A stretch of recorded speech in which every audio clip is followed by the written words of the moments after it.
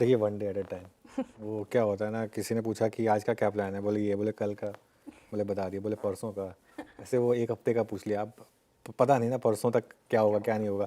यहाँ मार्केट में ना अभी इस समय एक एक दिन, one day at a time. लेकिन शायद एक चीज़ मैं आपको बताऊँ, आज एक सवाल बनता है कि क्या डाउन ट्रेंड खत्म हुआ या नहीं हुआ। आई थिंक अभी मैं इसका जवाब नहीं है अभी। लेकिन आज निफ्टी ने जो चीज़ की वो बहुत इंपॉर्टेंट थी। आज हमने सपोर्ट 2 की बात की थी, 24,850 से 24,900, जो बड़ा सपोर्ट जोन था, जहां पर आपका 50 डे एक्सपोनेंशियल मूविंग एवरेज था और जहां पर आपका 10 वीक एक्सपोनेंशियल मूविंग एवरेज था।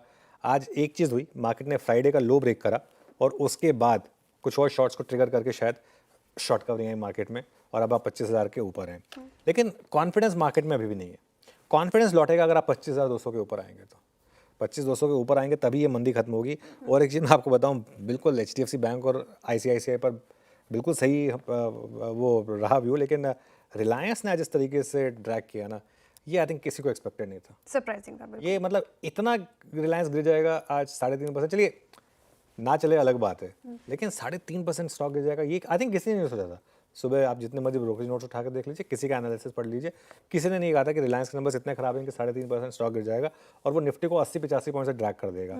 अगर रिलायंस नहीं होता आज, तो बिल्कुल वैसी कवरिंग जैसा कि बैंक निफ्टी में आई है, वैसी ही शॉर्ट कवरिंग निफ्टी में भी आती, अभी भी आ सकती है। आज के आज तो नहीं आएगी ऑब्वियसली। उसका ट्रिगर क्या होगा? इन्फोसिस। अब अगला बड़ा नंबर इन्फोसिस का है। परसों इन्फोसिस का की बोर्ड मीटिंग है। इन्फोसिस एक्सपेक्टेड है कि लार्ज कैप आईटी में सबसे शानदार नंबर्स इन्फोसिस डिलीवर करेगा। इन्फोसिस इकलौती लार्ज कैप आईटी कंपनी है जो ग्रोथ डिलीवर करेगा, बाकी सबने तो डी ग्रोथ डिलीवर की है। इन्फोसिस अकेली कंपनी जिससे हम ग्रोथ एक्सपेक्ट कर रहे हैं डॉलर रेवेन्यू में, तो उनकी गाइडेंस पर ऑब्वियसली काफ़ी नज़र रहेगी और लेट्स सी अगर वो उसको हेल्प कर पाएँ कि नहीं कर पाएँ। लेवल्स की जहाँ तक बात है श्रेया, अब आज क्लियर हो गया, सपोर्ट आपका 24,850 से 24,900 पर है। अब ये लक्ष्मण रेखा है। अच्छा, आज का लो अगर ये टूट गया तो मार्केट में बड़ी वाली गिरावट आ सकती है, तो इसके लिए इसको सपोर्ट करना बहुत ज़रूरी है। और अपसाइड पर रेजिस्टेंस 10 और 20 एक्सपोनेंशियल मूविंग एवरेज पर है, वो 25,200 से 25,250 पर है।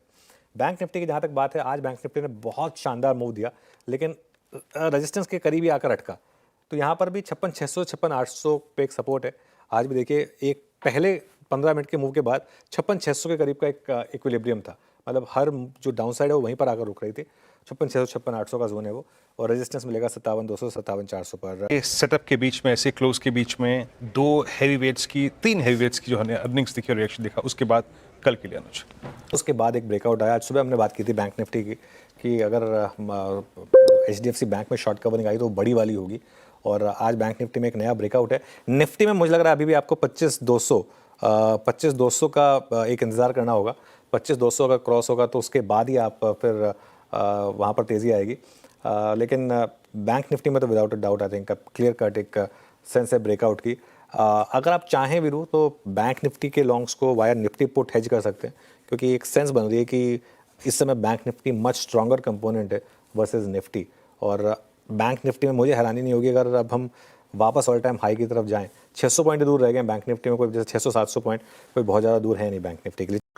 तो आपको याद हो तो मैं आपसे कल क्या बात कर रहा था, और बात एक्जेक्टली वही होती हुई दिखाई दे रही है। मैंने आपको यही बोला था कि बाज़ार 25,000 के नीचे क्लोजिंग शुक्रवार के दिन देता हुआ नज़र आया था। क्लोजिंग अच्छी खासी थी और बाज़ार लोगों को वहाँ पे एक ट्रैप में फंसाता हुआ नज़र आया था। लोगों में ये दिमाग में आया कि 25,000 का लेवल नीचे टूट चुका है और नीचे जाते ही बाज़ार में 24,800 24,500 तक के लेवल आ सकते हैं, लेकिन ऐसा कुछ भी नहीं हुआ। बाज़ार आज फिर से 25,000 के ऊपर खुलता हुआ नज़र आया और लोगों की एंट्री पुट साइड की तरफ जो है करवाती हुई नज़र आई। मतलब लोगों को लगा कि नीचे की तरफ अब ब्रेकआउट आ चुका है, लेकिन ऐसा हुआ नहीं। सारे कॉल राइटर्स ट्रैप में फंसे जो कि 25,000 पे अपना स्टॉप लॉस लगाए हुए थे। फिर से बाज़ार रिवर्सल हुआ और इस टाइम पर आप देख सकते हैं 25,088, यानी कि 25,050 के ऊपर की क्लोजिंग लगभग भारतीय बाज़ारों में आज देखने को मिली है। बैंक निफ्टी में आप देखिए HDFC bank, HDFC bank, ICICI bank, जहाँ पे ज़बरदस्त तेज़ी का मूड माहौल देखने को मिल रहा था। निफ्टी से ज़्यादा तेज़ी बैंक निफ्टी में देखने को मिली, क्योंकि बैंकिंग सेक्टर में जो दिग्गज बैंक्स हैं ICICI और HDFC उसके कल नतीजे आते हुए दिखाई दिए थे और हम कल भी यही बात कर रहे थे कि नतीजे बहुत ही शानदार आते हुए दिखाई दिए हैं। थोड़ी रिलायंस के नतीजों को लोगों ने थोड़ा नेगेटिव साइड में लिया है, वरना भारतीय बाज़ारों में आज एक ऐसी रैली देखने को मिलती जो कि एक ज़बरदस्त रैली होती और कल हम यही चर्चा करते हुए भी नज़र आ रहे थे। आपको पता होगा तो हम यही बात कर रहे थे कि लोग नीचे की तरफ ट्रेप होते हुए दिखाई देंगे और बिल्कुल मार्केट में सब कुछ वैसा ही देखने को मिला। निफ्टी अब 25,050 के लगभग आते हुए दिखाई दिए हैं। हो सकता है कि अब आगे आने वाले दिनों में यानी कि कल 25,200 का लेवल आता हुआ दिखाई दे और यदि 25,200 का लेवल ऊपर की तरफ टूटता है तो बाज़ार एक ऊपर की रेंज में फिर से जाता हुआ दिखाई देगा, जहां से बाज़ार अच्छी खासी तेज़ी का मूड माहौल बनता हुआ दिखाई दे सकता है।